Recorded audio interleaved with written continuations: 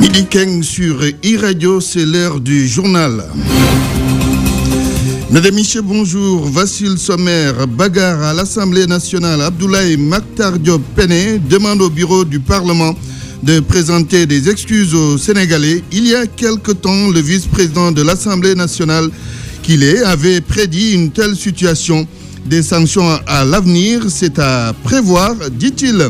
Macky Sall publie un ouvrage à 100 jours de la présidentielle de 2019. Que dire de cette approche en termes de communication politique? Le spécialiste de la question, Momar Thiam, pense que cela peut être contre-productif. Et le journaliste Papa Madoufal insiste sur la nécessité pour le chef de l'État de faire quelques clarifications. Le collectif des établissements privés, pas encore décidé à reprendre les étudiants orientés par l'État, est exclu.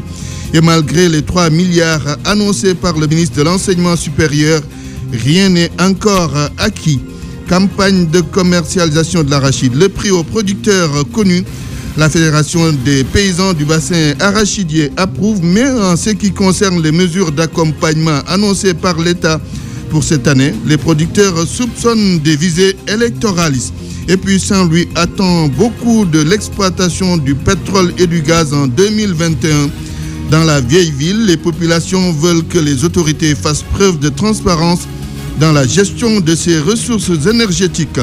Dans l'actualité internationale, la Gambie risque le surendettement du fait de l'indiscipline fiscale, mais aussi des dépenses extra-budgétaires. Et puis en sport, football préliminaire de la Ligue africaine des champions, 4 ans après sa dernière apparition dans une compétition africaine de clubs. Le Giraffe de Dakar fera face à l'US Koroko Métété du Togo. Un retour en Afrique que les supporters du club de la Médina préparent ardemment malgré les difficultés que traverse leur équipe. e-Radio s'est rendu dans le fief du club le plus titré au Sénégal. Bienvenue à toutes et à tous.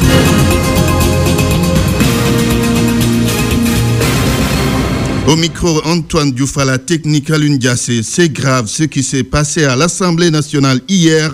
C'est Abdoulaye Makhtar Diop qui le dit et c'est suffisant pour que le vice-président du Parlement attende du bureau des excuses à l'endroit du peuple. Abdoulaye Makhtar Diop, qui regrette cette bagarre à l'hémicycle, préconise des sanctions à l'avenir. Aminata Ndong.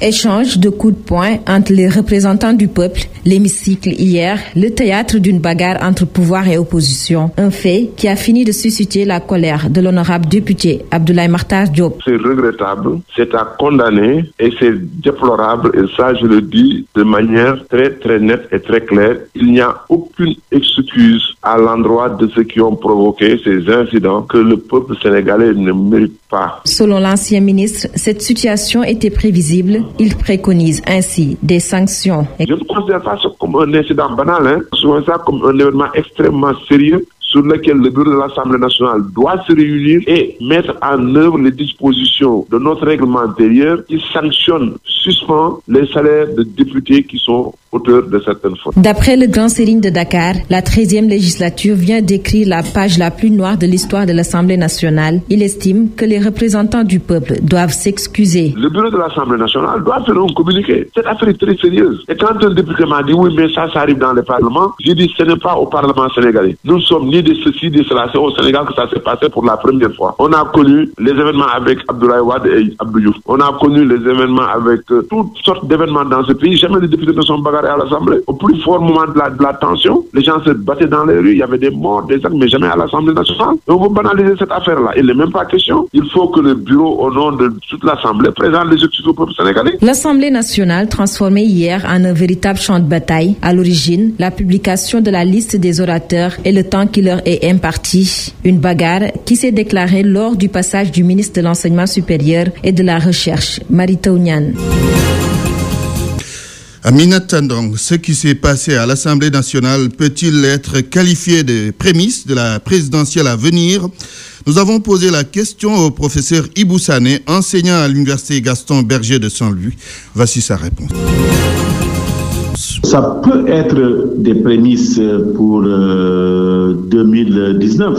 Beaucoup de députés commencent à comprendre que la démocratie, c'est un problème d'idées. C'est pas un problème d'utilisation de la force, c'est pas un problème d'invective ou d'injure, ou d'intimidation ou de menace. Il faut que les gens restent dans le débat. Surtout qu'il y a un règlement intérieur de l'Assemblée nationale. Les députés doivent respecter, se conformer au règlement intérieur. Mais malheureusement, ce qu'on voit au Sénégal, nous donnons l'impression que nous avons la meilleure démocratie au monde. Or, notre démocratie, c'est une démocratie à temps de scie. Elle est chancelante. Il faut qu'on revienne à une éducation à la citoyenneté. Les députés font face à l'instant au ministre de l'Intérieur, ou bien c'est le ministre de l'Intérieur qui fait face aux députés à l'Assemblée nationale. Beaucoup de questions pour Ali Ngouille Ndiaye. Baba Ndiaye, notre reporter, est en direct. Bonjour Baba. Oui, bonjour Antoine. Qu'est-ce qu'on peut retenir pour le moment ? Alors pour l'instant, le projet de budget du ministère de l'Intérieur et de la Sécurité publique est arrêté à 125 milliards 118 millions 9 700 et 622 francs CFA plus précisément pour l'année 2019 contre 122 milliards en 2018, soit une hausse de plus de 2 milliards de francs CFA. Des préoccupations et des suggestions ont été formulées à l'endroit du ministre, parmi elles l'insécurité galopante au Sénégal, notamment l'érection de postes au commissariat de police dans certaines localités, et j'en citerai pratiquement deux, donc un à Mermoz-Sacré-Cœur et un autre à Médina Baye. Le ministre a été interpellé sur l'habilitation des ASP, agences de sécurité de proximité, à agir en tant qu'agents de police, notamment ceux qui interviennent dans la régulation de la circulation. Ils ont aussi attiré l'attention du ministre sur l'insécurité liée aux états de commerçants sur la passerelle de la Patte d'Oie, mais également sur l'occupation anarchique aux alentours du stade Léopold Sédar Senghor. Ils ont aussi exigé d'Aly Ngouille Ndiaye des sanctions suite à la profanation des lieux de culte, notamment la dernière donc en date de celle donc produite à Kaolack. Je terminerai sans doute, Antoine, sur le fichier électoral. Certains ont demandé la mise à disposition du fichier aux candidats à la candidature présidentielle et souhaitent la conduite du processus électoral par une personnalité sans affiliation politique. Sur ce point, d'autres députés, d'autres commissaires, donc pour eux, ceci ne constitue guère un risque pour un scrutin libre et transparent. Une information du ministre de l'Intérieur, alors présentement, 8 millions de cartes d'identité de CEDEAO donc, sont produites, dont 6 500 livrées à l'instant. Baba Ndiaye, en direct de l'hémicycle. Merci. Nous reviendrons sur toutes ces informations lors de nos prochaines éditions. Vous écoutez e-radio sur la 90.3 FM Dakar. Midi 7 minutes sur e-radio et partout au Sénégal. Quelle lecture faire du livre de Macky Sall qui vient de paraître à 100 jours de l'élection présidentielle de février 2019? Question aux spécialistes de la communication politique, Momar Thiam, qui, dans sa réponse, est bien claire. Selon lui, cette communication de Macky Sall peut être contre-productive. Et pour le journaliste Pape Amadou Fall, ce livre va permettre au chef de l'État de recadrer un certain nombre de choses. Yann Dembatine leur a donné la parole. C'est un livre de 167 pages que le chef de l'État a écrit pour s'adresser aux Sénégalais au terme de son premier mandat. Le docteur en communication, Momar Thiam, décrypte. C'est un choc communicationnel en général qui, à mon sens, a une importance à double titre. La première importance, c'est quand on écrit un livre, il y a des choses qu'on peut écrire et qu'on ne peut pas forcément dire de peur de ne pas être compris. Le Sénégal au cœur du président Macky Sall, il est un tout petit peu dans l'intimité, c'est-à-dire que dans l'intimité dans sa relation avec les Sénégalais, avec les Africains. Selon Pape Amadou Fall, directeur de publication de la Gazette, le président de la République dans le Sénégal au cœur veut juste décrire qui il est. C'est extrêmement important parce que l'on n'est jamais suffisamment connu, surtout quand on va à la pêche pour un deuxième mandat. Dans sa démarche, le président de la République ouvre des temps extrêmement forts dans ce livre qui lui permettent non seulement de se rappeler au bon souvenir des Sénégalais, mais de rappeler également le fort compagnonnage qu'il a eu avec le président Abdoulaye Wade dans le contexte important, également de remettre en cause un certain nombre de perceptions qui ont été faites par les citoyens de manière générale. Le locataire du palais comble par ailleurs un vide communicationnel, avance Momar Thiam. Le président de la République essaie de combler un vide communicationnel avec les Sénégalais qui passent souvent par les médias. Vous n'êtes pas sans savoir que souvent il s'adresse aux Sénégalais depuis l'extérieur. Et que là, quelque part, en écrivant ce livre, c'est donner quelque part du pain aux médias pour le dire, regardez qui je suis, ce à quoi je crois, qu'est-ce que je compte faire et jusqu'où je peux aller avec cette législature. À 100 jours de la présidentielle, le chef de l'État publie ce livre. D'après nos interlocuteurs, c'est un message qui s'adresse aux Sénégalais et aux Africains. Livre intitulé Macky Sall, le Sénégal au cœur. Présidentielle de 2019, l'Alliance des forces de progrès a investi le président Macky Sall. Depuis ce matin, le président de l'Assemblée nationale, Moustapha Niasse, secrétaire général de l'AFP, réitère ainsi son soutien au chef de l'État et confirme l'ancrage de son parti dans la coalition Benno Bokk Yakaar. Nous y reviendrons. Conseil constitutionnel et médias, le dialogue est à établir. C'est le thème d'un séminaire qui réunit journalistes et membres du Conseil à Mbodiène. Ces experts échangent pour une meilleure compréhension des missions du Conseil. Écoutons à ce propos le secrétaire général du SYNPICS, Ibrahima Khaliloula Ndiaye, au micro de notre envoyé spécial, Bokar Alfakana. On s'achemine inéluctablement vers l'élection présidentielle et il y a beaucoup de tensions, beaucoup de crispation et de passion autour de cette élection. Et je pense que très souvent on relaie des informations relatives à la justice et au Conseil constitutionnel, mais à écouter les membres, les sages du Conseil constitutionnel, souvent on se rend compte quand même que ils sont quelque part peinés ou bien ne pensent pas que la bonne information est relayée par rapport à tout ce qu'ils ont comme avis ou décision. Donc nous avons estimé quand même, dans notre devoir, dans le prolongement de notre activité syndicale, quand même de former davantage nos membres sur ces questions qui sont une préoccupation majeure et qui peuvent impacter le Sénégal. Et nous avons une responsabilité en tant que journalistes quand même de veiller à ce que les journalistes puissent toujours relayer la bonne information possible. E-Radio, les infos d'ici et d'ailleurs. Tout autre chose, les étudiants exclus des instituts supérieurs privés vont devoir prendre leur mal en patience. Certes, le ministre de l'Enseignement supérieur a annoncé le paiement de 3 milliards sur la dette due aux écoles privées et 8 milliards dans le courant du mois de janvier 2019, mais le collectif des établissements privés ne peut pas dire pour le moment si les étudiants exclus seront réintégrés dans l'immédiat. Écoutons à ce sujet le porte-parole du dit collectif, Daour Diop, avec Yann Dematine. Nous confirmons que l'État a décidé de mettre 3 milliards à notre disposition et que peut-être d'ici les jours à venir, nous allons entrer en possession de cet argent. Maintenant, concernant la reprise, je rappelle que jeudi passé, lors de la rencontre tripartite ministère enseignement supérieur, ministère des Finances et notre cadre unitaire. Donc, nous avons dit effectivement que nous allons nous rencontrer pour nous prononcer sur la situation et surtout sur la reprise des cours. Mais au préalable, le ministère des Finances devait nous envoyer le PV de la rencontre et jusqu'à présent, on attend ce PV-là. Voilà la situation à l'heure actuelle. Bon, nous ne pouvons pas nous exprimer en ces termes-là. Ce que nous avons dit, c'est clair et précis. Donc, le cadre unitaire va se réunir et va se prononcer sur la question. L'État maintient le prix aux producteurs à 210 francs CFA pour la campagne de commercialisation de l'arachide, ce que la Fédération des paysans du bassin arachidier a bien accueilli. Et à propos des mesures d'accompagnement annoncées pour cette année, les producteurs y voient quelque part des visées électoralistes. Cheikh Tidiane Cissé est le secrétaire général de la Fédération des paysans du bassin arachidier. Il s'est prononcé sur la question au téléphone d'Assantop.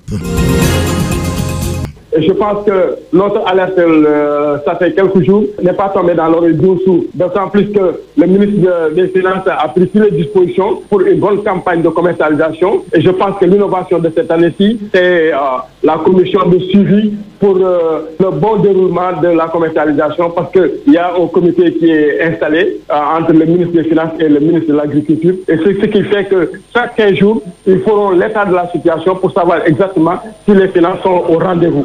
Et je pense qu'à ce niveau, vraiment, si les choses se passent très bien, je pense que les graines peuvent facilement être sorties dans les mains des paysans. Je vois qu'il y a différents arrêtés que le président a eu à accepter, du fait qu'il y a le prix qui est arrêté à 210, mais aussi il y a le protocole huilier de 300 000 tonnes qui est octroyé aux huiliers.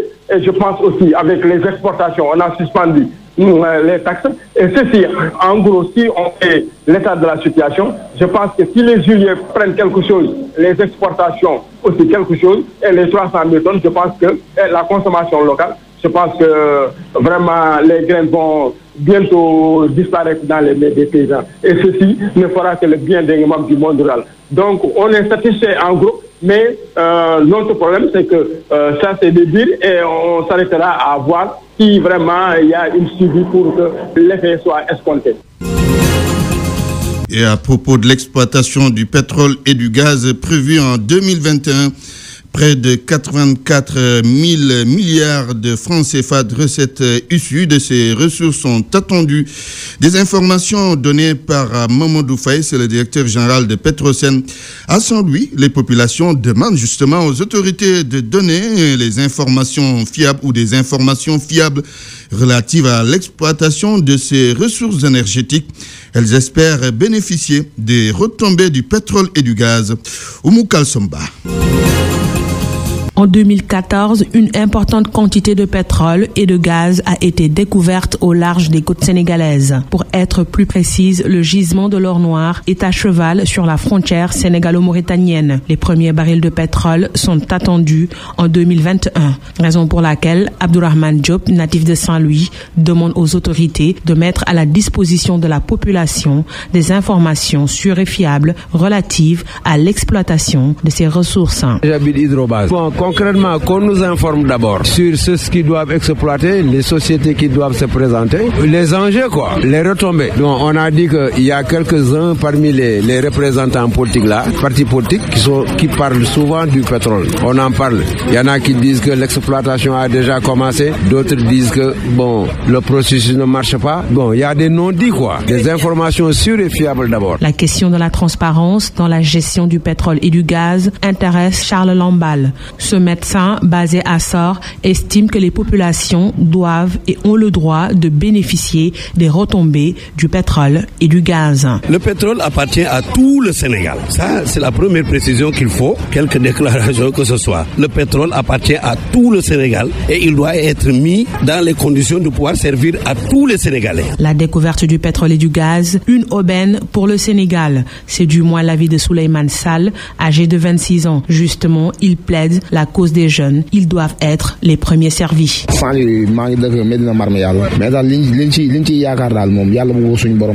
Nous comptons beaucoup des retombées du pétrole et du gaz. Le pétrole est facteur de développement pour un pays, notamment pour les jeunes. Ils doivent bénéficier des retombées du pétrole et du gaz. Cela passera par la création d'emplois. Je pense que c'est le moment pour le Sénégal de se développer avec tout ce pétrole. Il est temps que notre pays intègre le cercle des pays développés.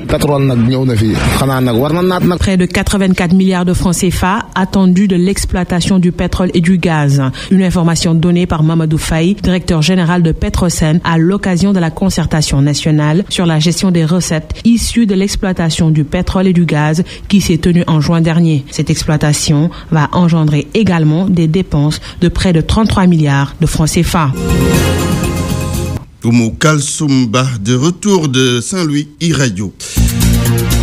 L'actualité internationale sur e-Radio.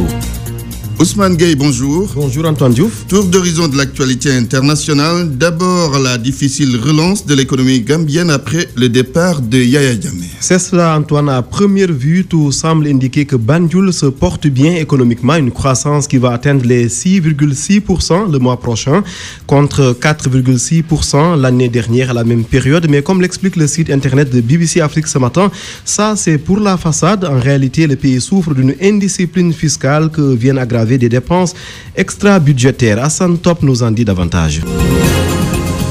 Avec une telle situation, la Gambie va directement vers le surendettement. En octobre dernier, le Fonds monétaire international a exigé que les dépenses publiques soient circonscrites pour éviter un surendettement du pays. Selon le ministre de la Communication Ibrahima Silla, plusieurs mesures ont été prises pour respecter cette injonction du FMI. Il s'agit notamment d'un gel temporaire du recrutement dans la fonction publique, sauf en cas d'extrême nécessité. La restriction des voyages officiels essentielle au seul cadre approuvé par le budget et la gestion rationnelle du parc automobile de l'État pour réduire la dépense publique. Environ 40% de la dette intérieure de la Gambie est détenue par les banques nationales. Le petit pays d'Afrique de l'Ouest, enclavé à l'intérieur du Sénégal, dispose de très peu de ressources naturelles et doit faire face à une dette accumulée sur plusieurs décennies.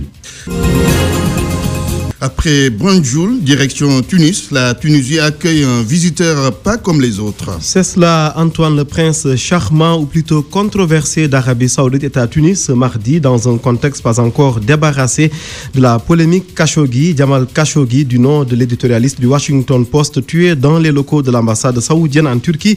Mohamed Ben Salman arrive donc en Tunisie, mais pour beaucoup d'acteurs de la société civile.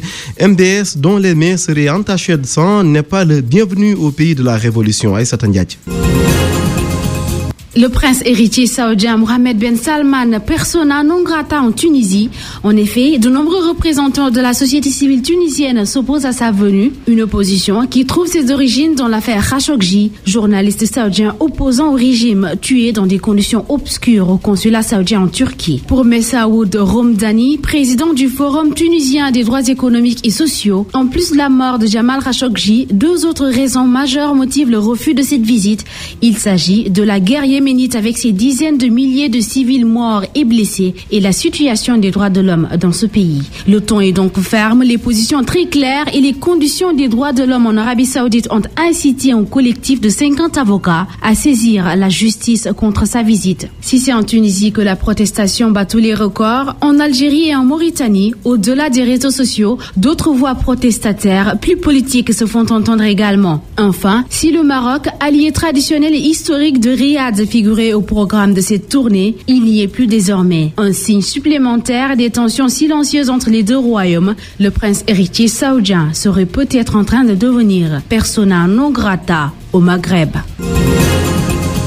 Aïssata Ndiaye, un autre dirigeant dans la tourmente Ousmane, même si les deux sujets n'ont rien à voir, il s'agit d'Emmanuel Macron. Emmanuel Macron, Antoine, le président français, confronté à la colère de ce que l'on appelle les gilets jaunes. Vous savez, le mouvement contre la hausse des prix des carburants qui secoue la France ces jours-ci.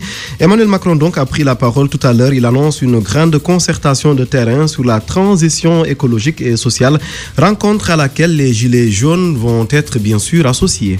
Et pendant ce temps, Donald Trump, lui, continue de fermer les yeux sur le danger qui guette le climat. Donald Trump a décidément des problèmes avec les alertes sur le climat. Antoine, il en a rejeté dernièrement, sans compter sa sortie fracassante de l'accord de Paris. Quoique pas surprenante, qu'est-ce qu'une telle propension à tout remettre en cause peut-elle causer sur l'avenir de la planète, donc notre avenir à nous aussi au Sénégal? Ce qui est sûr, c'est que le président américain a de bonnes raisons de faire ce qu'il fait. L'analyse de Cheikh Ndiaye Silla, ancien directeur de l'environnement du Sénégal. Le président Trump a, pendant la campagne, indiqué clairement qu'elle allait se retirer de l'accord de Paris. Donc, il faut lui reconnaître aussi ses propos par rapport à son électorat.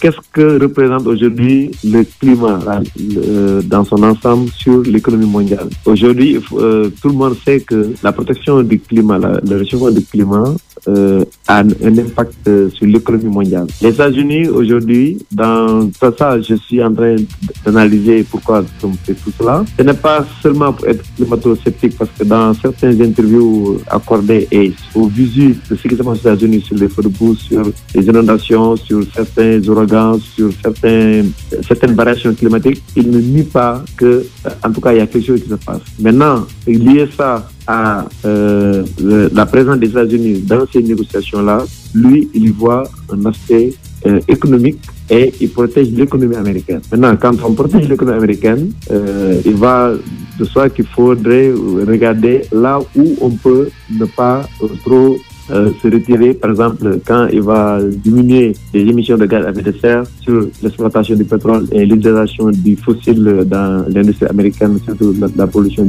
Ça fait un coût. Donc, quand il analyse tout cela, il se rend compte que l'accord de Paris va poser des problèmes. Avant de terminer, Antoine, je précise que Cheikh Ndiaye Sylla est actuellement conseiller à la primature après avoir été directeur de l'environnement du Sénégal. C'était l'actualité internationale avec Ousmane Gueye. Merci Ousmane, vous allez revenir dans quelques minutes pour la presse du jour. La suite de ce journal, c'est dans quelques secondes. Le journal des sports de e-Radio. Les sports, Seydina Abagay, bonjour. Bonjour Antoine. Ligue africaine des champions de football, le Jaraaf de la Médina entre en lice cet après-midi. Ce sera face à l'US Koroki Metet du Togo à 17h au stade Léopold Sédar Senghor. Et c'est l'occasion pour les supporters de sonner la mobilisation autour du club de la Médina. C'est justement à la Médina que s'est rendu notre reporter Mamoudou Diagne. Pour son retour en compétition africaine, les Jaraaf affrontent le Koroki du Togo. Les supporters du club phare de la Médina sont prêts à pousser leur équipe à la victoire à travers une forte mobilisation. La mobilisation, elle est totale. Si vous voyez pour la petite catégorie, tous les juniors et cadets qui ont une licence ici au niveau de l'AIC et les Jaraaf de Dakar seront mobilisés, ils sont au stade. Et toutes les sections, celle de la Médina, celle de Parcelles Assainies, de Dakar Plateau, de la Gueule Tapée, du SICAP seront au stade. Et on a convié tous les clubs de Dakar en plus d'Ali Casa. Vous allez voir une grande mobilisation aujourd'hui au stade Léopold Sédar Senghor. Il y aura une forte mobilisation. Le Jaraaf reste toujours le Jaraaf, quoi. Même si leur club est en difficulté, ils restent optimistes. Nous sommes très confiants parce que l'année dernière, on avait joué 4 matchs. Lors de la première journée, on a gagné. Après, on a eu 2 défaites et on a fait un match nul. Donc, si vous voyez le gap entre les 4 matchs de l'année dernière et celle de cette année, il y a un point de différence. Nous sommes confiants parce que l'équipe n'a pas changé. Ce sont les mêmes joueurs, à part le capitaine Daouda Gueye qui est parti et les 2 gardiens. L'ossature de l'équipe est là. Pour ne pas avoir des difficultés au match retour, les supporters souhaitent gagner par 2 buts d'écart. Le message c'est déjà donné, c'est gagner au minimum par 2 buts d'écart sans encaisser de buts. Parce que nous ne jouons pas un championnat, mais nous jouons un match aller-retour en Coupe d'Afrique. Donc le minimum, c'est marquer beaucoup de buts et sans encaisser de buts. La défense devra être hermétique et ferme, devra tout faire pour ne pas encaisser de buts et les attaquants devront concrétiser au maximum les occasions qu'ils vont se procurer. Pour rappel, ce match entre dans le cadre du premier tour préliminaire de la Ligue des champions africaine. Jaraaf, l'US Koroki Metet du Togo, c'est cet après-midi au stade Léopold Sédar Senghor. Coupe CAF Génération Foot et le Djoliba de Bamako ont fait face à la presse ce matin. C'est un prélude de leur match qui va se jouer demain au stade Ngalandou Diouf de Rufisque. Un match que les 2 clubs comptent gagner. Ils ont étalé leurs objectifs lors de cette rencontre. Nous écoutons le compte-rendu de Sekou Seydi. Faire un bon match à Dakar pour espérer une qualification au prochain tour, c'est l'objectif affiché par Génération Foot pour ce match aller face au Djoliba FC du Mali. Demain, et cet objectif-là, c'est de faire un très bon match, de mettre beaucoup de qualité, d'élever notre niveau de jeu, de produire un bon football, de prendre du plaisir nous aussi à vivre cet événement. Georges Kouadio, coach du Djoliba FC, salue les performances de Génération Foot pendant ces dernières années. Mais l'ancien sélectionneur de l'équipe locale de la Côte d'Ivoire ne cache pas son objectif dans cette rencontre. Nous venons en tant qu'adversaires essayer, tant bien que mal, de pouvoir donner une belle image, une belle représentation du football malien. Donc on ne vient pas en victime expiatoire. Nous ne laissons pas non plus la place à Génération Foot. Nous allons nous battre. Ça, il faut le dire. Nous allons nous battre. Le championnat du Mali n'est pas disputé depuis 2015. Une chose qui pourrait être un handicap pour le Djoliba. Mais ce n'est pas une préoccupation pour le capitaine Mohamed Sissé. On sait que ça ne va pas être un match facile, puisque vu qu'il n'y a pas de championnat au Mali depuis 2015, bout de moment, on s'est préparé avec les moyens qu'on a. Ancien entraîneur de NGB Niaritali, Demambaye a disputé la Coupe CAF en 2015. Il dit avoir appris de cette expérience. Beaucoup de choses. L'Afrique, c'est un contexte particulier. C'est une compétition où il faut avoir un engagement total. Il faut une équipe prête tactiquement, physiquement, mentalement aussi, parce qu'il faut être capable de dépasser quelques petits tracas qu'on peut rencontrer lors des voyages et lors de ces compétitions-là. Ma question est la suivante. Est-ce que les clubs sénégalais sont assez outillés pour rivaliser avec les grands d'Afrique? Antoine, c'est une question que se pose beaucoup de monde. Beaucoup d'observateurs du football ont cette question en suspens. C'est pourquoi nous l'avons posée au journaliste sportif Abdoulaye Diaw. Et pour lui, le Sénégal et ses clubs n'ont pas de projet capable de porter leurs ambitions. Il est au micro d'Aïssata Ndiaye. Il y a encore quelques années, les clubs sénégalais résistaient dans la sous-région. Alors, depuis plus de 10 ans, au Sénégal, on ne fait plus la promotion du club, mais la promotion des hommes. L'exemple de la Jeanne d'Arc est à méditer par tout le monde. Parce que c'est la doyenne des équipes. Si la Jeanne d'Arc se retrouve à ce niveau, personne n'est à l'abri. Qu'est-ce à dire? La Jeanne d'Arc est aujourd'hui en 3e division, alors que c'est la doyenne et elle existe depuis les années 20. Bon, à ce niveau donc, les grands réalisateurs des clubs sénégalais, ce ne sont plus les footballeurs, mais ce sont les présidents de clubs qui portent à bout de bras ces clubs pour qu'ils ne disparaissent pas. C'est même à se poser la question de savoir, mais comment donc font-ils pour payer des salaires dans un contexte déficitaire? Parce que les recettes de guichet ne sont plus ce qu'elles sont, ce qu'elles étaient il y a plusieurs années. Le club n'a pas toujours de partenaires, mais comment ils font pour payer des salaires? Alors c'est à ce niveau que se trouve le combat des présidents de clubs. Voilà comment je dis que ce sont pour le moment eux qui portent les clubs à bout de bras. L'avenir du club sénégalais, on peut y apposer un gros point d'interrogation. Le problème, ce n'est plus la performance, mais l'existence, faire en sorte que le club ne disparaisse pas. C'était donc Abdoulaye Diao, fraîchement nommé à la tête du FC Sochaux. Oumar Daf décline ses ambitions. L'ancien international sénégalais compte ramener Sochaux parmi les grands du championnat de France de Ligue 2. Et pour y arriver, il dit compter sur des joueurs impliqués, mais aussi et surtout sur ses supporters. Nous l'écoutons. Je suis très très heureux d'être là. Et puis c'est une mission qui me tient à cœur. En tout cas, on va très très vite se mettre au travail. Pour moi, c'est même pas l'histoire d'un club, c'est une agglomération, c'est une région, c'est des supporters. Donc pour moi, c'était quand mes employeurs m'ont proposé le poste, j'ai pas hésité parce que ce club compte énormément pour moi. Donc en tout cas, voilà, on va faire avec la qualité qu'il y a sur place. Et puis on va se mettre très rapidement au travail pour essayer de redonner des couleurs à ce club. Ça change tout parce que voilà, ça s'inscrit sur la durée. Et puis voilà, même au niveau des joueurs, ils vont comprendre que voilà, c'est un travail qui va s'effectuer sur la durée. Donc je pourrais compter sur des mecs qui seront derrière moi, sur des mecs qui seront derrière le club. Donc pour moi, le plus important, c'est ça. J'ai une pensée pour José qui était là, qui a fait de son mieux, qui a fait tout ce qu'il pouvait. Maintenant, il faut continuer parce que je pense que le plus important pour nous, c'est de se remettre en question.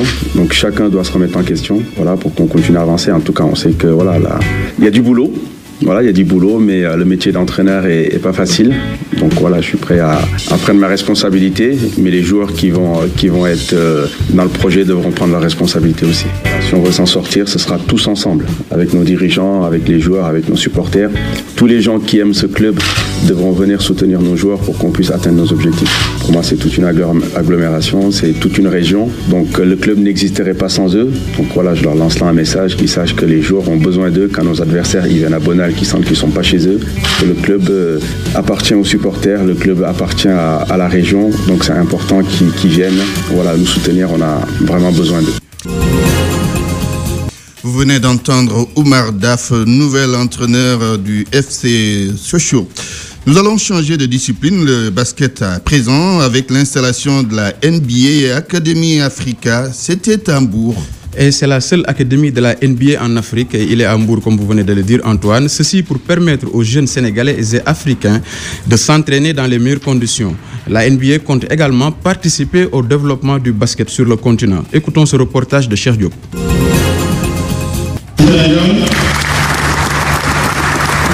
C'est sous ces applaudissements que le gymnase de la NBA Academy Africa est inauguré au sein de l'Institut Djambar de Sali. Ce centre d'entraînement, qui devra accueillir des jeunes venus de tous les pays d'Afrique, est financé par la fondation NBA Academy Africa. Les pépites issues de cette formation auront la possibilité d'intégrer le prestigieux championnat américain. Le président de la FIBA Afrique, Amania, est persuadé que ce partenariat va contribuer à la promotion du basketball africain. Nous sommes persuadés au niveau de FIBA Afrique que cette expérience va amener haut le basket africain. Cette académie doit permettre aux jeunes de pouvoir se hisser au niveau européen et surtout au niveau NBA. Amadou Galofal, vice-président de la fondation NBA en Afrique, salue les efforts des autorités sénégalaises pour le développement du basket. Il se dit d'ailleurs déterminé à poursuivre ses efforts pour aider les équipes africaines. L'approche qu'on a eue par rapport à notre travail de développer le basketball sur le continent africain venait de la forte culture de basket que nous avons ici ici au Sénégal et de tout ce qu'on a pu faire à travers la fondation. Quant au ministre des Sports Matarba, il s'est dit optimiste. Il pense que cette nouvelle génération permettra au Sénégal d'avoir de très bonnes équipes et de se hisser sur le toit du monde. Très fier de voir ces jeunes qui vont assurer le futur de notre basket. Je pense que la Fédération sénégalaise de basket, comme la FIBA l'a fait, ils travailleront ensemble avec ces acteurs pour mieux encadrer les jeunes, mieux les former. C'est comme ça qu'on aura de très grandes équipes qui pourront aller partout vendre l'image de notre pays. Ce projet qui concerne pour l'instant 8 pays d'Afrique va bientôt s'étendre sur tout le continent. Ces précurseurs estiment que l'Afrique regorge de talent et qu'avec un peu de soutien, ces jeunes atteindront le haut niveau. C'est tout pour l'actualité sportive du jour. Rendez-vous sur immedia.sn pour suivre l'essentiel de l'information, Antoine. C'est le site du groupe Immedia Invest. Merci Seydina Abagay pour cette page des sports. L'info en continu sur www.immedia.sn.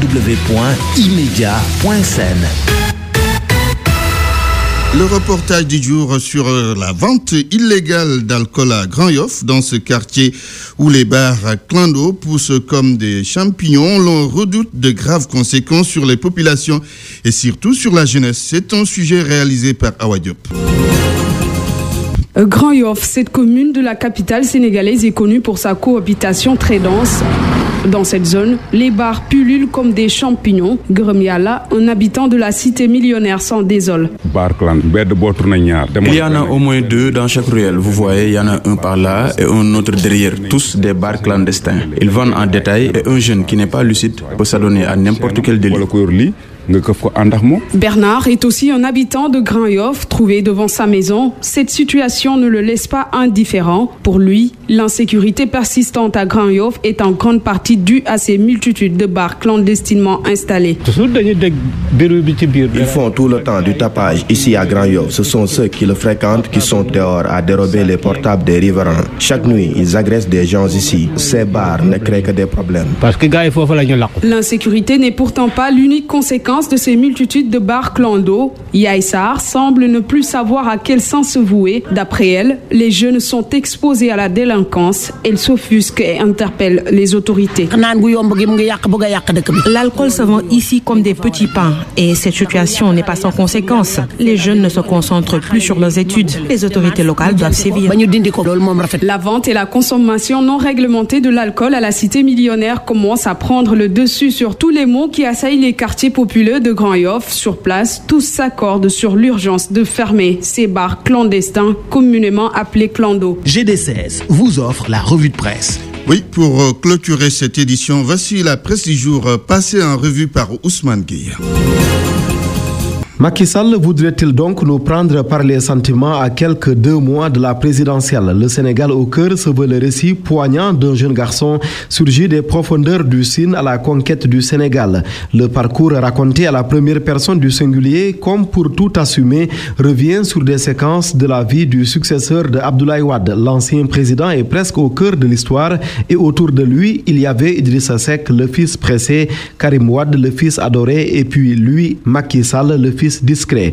Comme Vox Populi, la plupart des confrères ont choisi de mettre en exergue ce passage, non sans négliger le reste, les origines, les études et comment ne pas la mentionner, la rencontre avec Mariam Faye. Au sein de Petrosen, j'ai été sur le terrain pour participer à l'effort de recherche avec les équipes d'exploration. Ma première sortie se trouvait à Diourbel en 1991. Je n'y ai trouvé ni gaz ni pétrole, mais j'y ai découvert une pépite car c'est là que j'ai rencontré ma future femme. Signé Macky Sall. Un livre peut-être aussi pour répondre aux propos nauséabonds de Wade, relève les Échos. Abdoulaye Wade qui avait perdu toute mesure lorsque la justice a traduit son fils devant les tribunaux, raconte le président de l'Alliance pour la République. C'est un ouvrage pour comprendre l'homme et l'action donc, résume Sud Quotidien qui aborde un autre sujet d'actualité, le pourvoi en cassation de Khalifa Ababakar Sall. Le journal s'étonne de l'emballement soudain de la machine judiciaire pour tout trancher s'arrêter tout de suite et maintenant. Et si cela arrivait, les chances de l'ex-maire de Dakar de participer à l'élection de 2019 seraient nulles, simplement. Sud Quotidien donne la parole au professeur Ibabari Kamara qui avait prévenu dès que l'affaire est enrôlée par la Cour d'appel, il n'y a plus possibilité de manœuvre dilatoire. Les confrères qui attendaient la réaction du ministre de la Justice sur ce dossier, tout comme celui de Aïda Mbaké, ont dû déchanter. Ismaël Madior Fall dit n'avoir aucune compétence pour en parler. C'est à la une de Réumi Quotidien.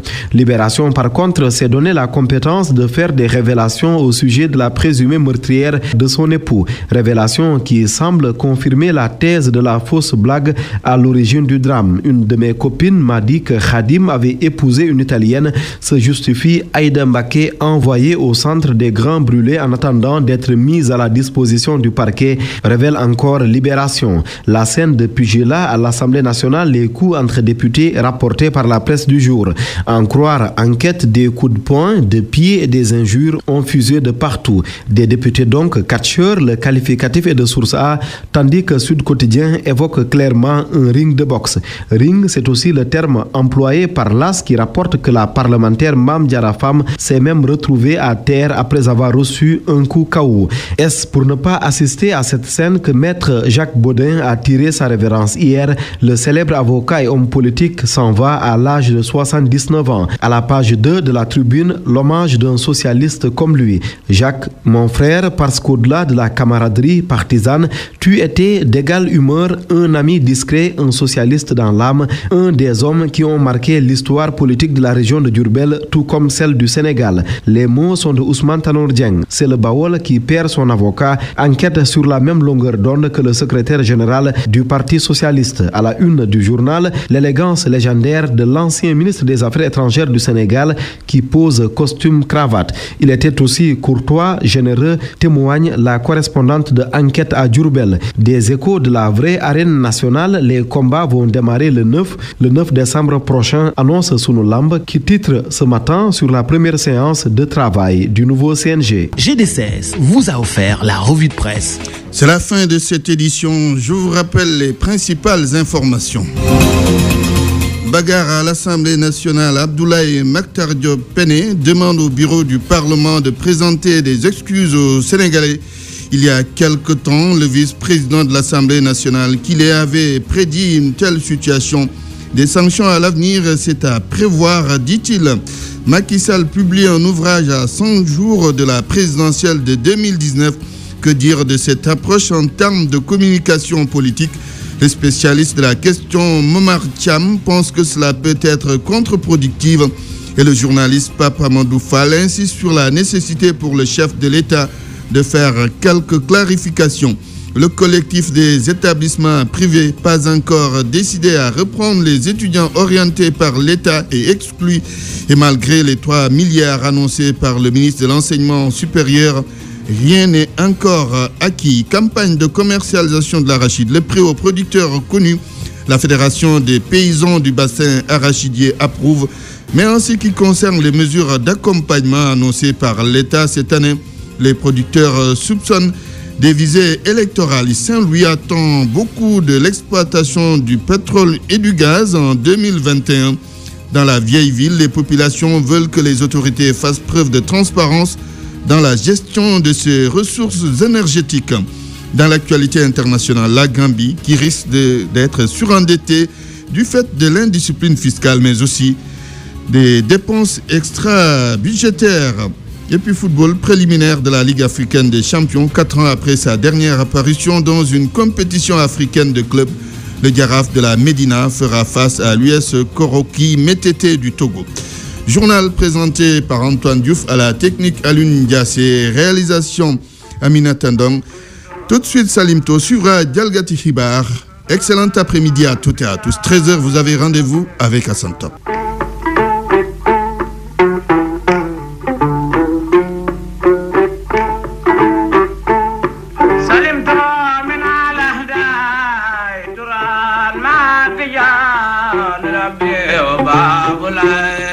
Lam ya kumar daya